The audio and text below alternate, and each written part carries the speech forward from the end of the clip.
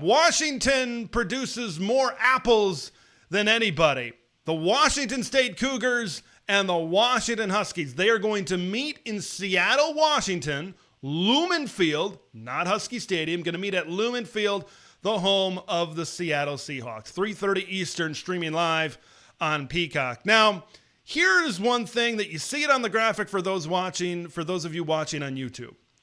Washington, -4.5 coming into this one. Oregon was 16-point favorites.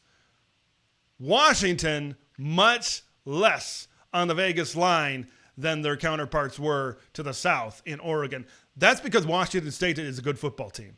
This will be a big challenge. This will be a big test, I think, for the Huskies teams. Washington has looked very good through the first couple of games against Weber State and against Eastern Michigan. This is a step up in competition. Just how good of a team are the Washington Huskies? I think we're going to start. Maybe we won't learn the whole and complete story.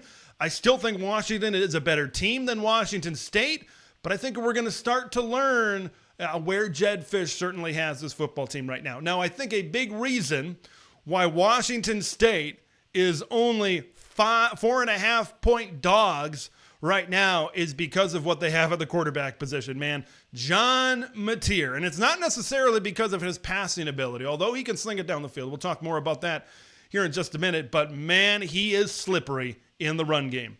If you are Steve Belichick, the defensive coordinator for Washington, if you are Steve Belichick, you got to do one thing, and that's got to be at the top of your priority list. Contain Jon Mateer.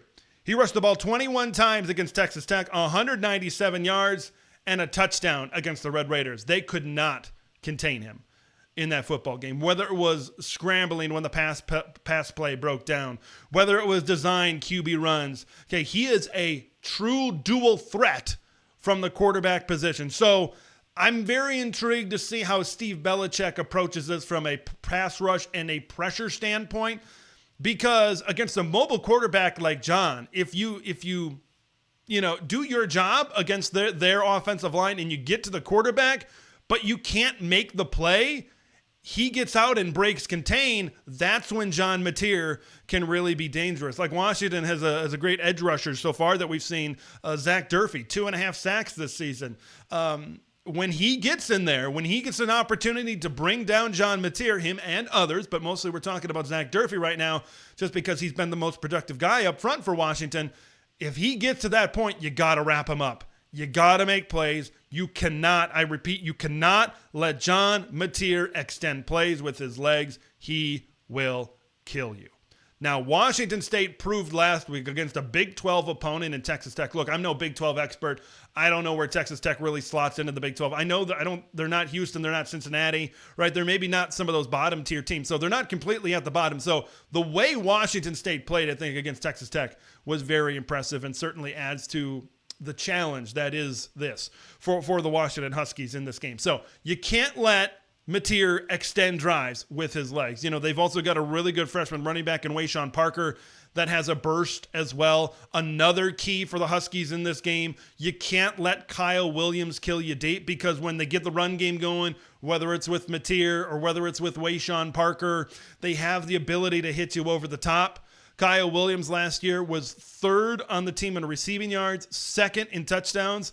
That's 543 yards and 6 scores in this offense last season. So he's going to be a threat over the top. Like, he's caught 5 balls this season. 3 of them have been touchdowns. So when he touches the ball, it can go for a score. I've seen him in short screen slant type of concepts where he can catch it, he can run, he can break tackles in the open field. I've seen him being able to defeat defenders over the top as well. Chris Hudson, I believe he's a transfer from Oregon, is also another threat on this team. So the secondary, which I believe the secondary is probably the strength of this Washington defense, is certainly going to be tested. This whole defense really is going to be tested. And we're going to see just how far along they are. And this, I think this spot for Washington is a good bridge to get into conference play, where now you're not just playing another G5 team, even though, yes, Washington State is still probably still technically G5, but you're not playing a lower level of opponent where you can roll the helmets out there and go. You got to be ready to play against a Washington State team, and they're going to have certainly that motivation, right, being left out into the cold of all of this conference realignment and going back at it certainly again as well. Can Washington keep the good vibes going on the offensive side of the football? When I look at this for the purple and gold, when I look at this for the Huskies, I think Jonah Coleman